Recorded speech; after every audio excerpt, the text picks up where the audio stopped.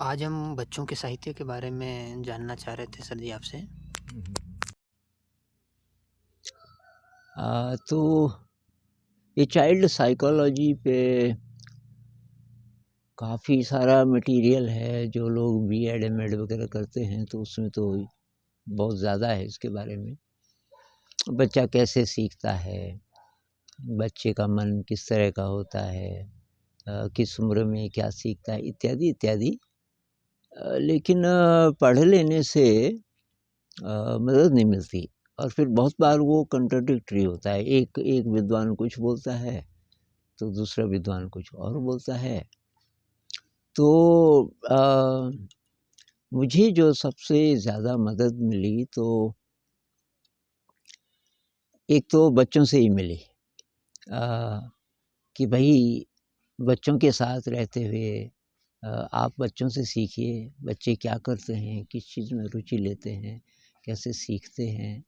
एक तो ये, और दूसरा जो मैं घूमा तो उसमें शांति निकेतन से मैंने बहुत सीखा चाइल्ड साइकोलॉजी के बारे में।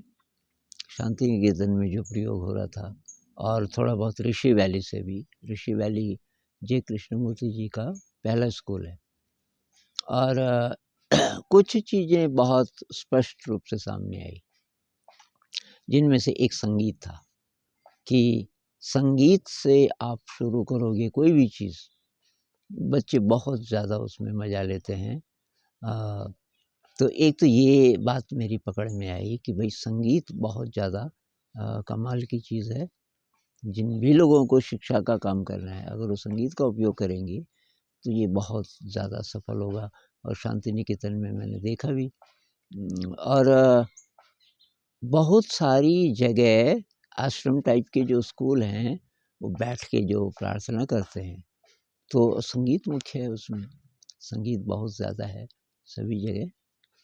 तो एक तो बच्चे संगीत में, दूसरा करके सीखने में मैंने देखा कि बहुत छोटे बच्चे भी कुछ न कुछ करके, 3 साल का भी बच्चा वैज्ञानिक होता है देखा जाए तो।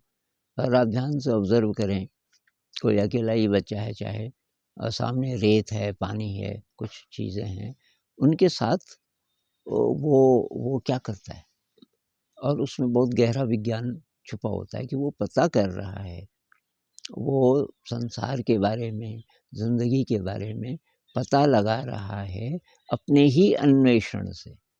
तो ये जो बात है कि बच्चा खुद ही सीखता है, जैसा परिवेश दोगे वैसा सीखेगा। 2 टाँगों पे बच्चा चलना खुद सीख जाता है। ये 2 चीज़ें बहुत मिरेकुलस जो मेरे दिमाग में आई कि कहते हैं बच्चे के लिए सबसे मुश्किल 2 चीज़ें हैं सीखनी। एक है 2 टाँग पे चलना, कोई जानवर नहीं सीख पाता। 4 पैर वाले जितने भी प्राणी हैं, 2 टाँगों पर अपने आप चलना कोई नहीं सीख पाता। ये जो मदारी है बहुत मुश्किल से सिखा पाता है कि बंदरिया तो ससुराल जा, और वो 2 टाँग पे थोड़ी देर के लिए खड़ी हो जाती है, मार खा के। पता नहीं कितनी बार वो मारता है पहले ट्रेनिंग देने के लिए। नहीं कर पाते जानवर, उनके अंदर शायद ये चीज़ नहीं है। लेकिन एक बात और, माहौल नहीं देंगे तो बच्चा 2 टाँग पे भी नहीं चलेगा। कुछ ऐसे केसेस मिले कि भेड़िया ले गया छोटे बच्चे को उठा के जंगल में, और वो बच्चा मरा नहीं, वो जानवरों के साथ रहते-रहते वो बड़ा हुआ और हो गया 12-13 साल का।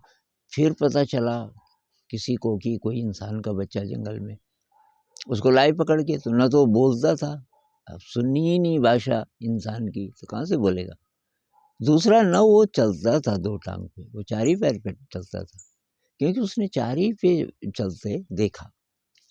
तो ये बहुत पहले मेरे दिमाग में एक बात आ गई थी कि जैसा माहौल दोगे बच्चा वैसा सीखेगा।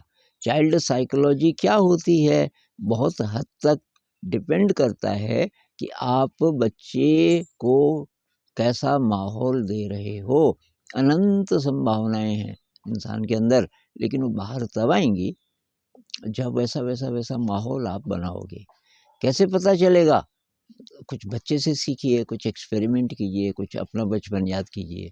जब आप बहुत छोटे थे किस-किस चीज़ में मज़ा आता था, तो ये मुख्य मुख्य ये चीज़ें रही जिन्होंने मुझे गाइड किया ज़िंदगी में, और जिसके आधार पे फिर मैं थोड़ा बहुत बच्चों के साथ जो भी काम कर पाया, उसके पीछे ये बातें थी मुख्य रूप से।